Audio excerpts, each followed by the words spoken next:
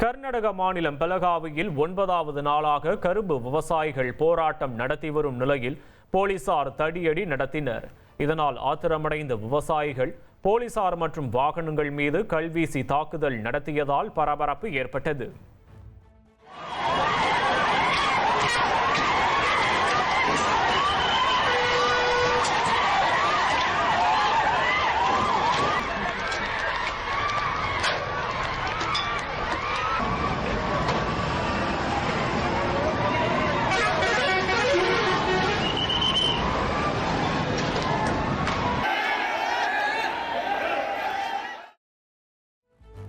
கர்நாடகாவில் விவசாயிகளின் தொடர் போராட்டத்தை தொடர்ந்து கரும்புக்கான கொள்முதல் விலையை 3200 ரூபாயிலிருந்து 3300 ரூபாயாக உயர்த்தி அரசு அறிவிப்பு வெளியிட்டுள்ளது.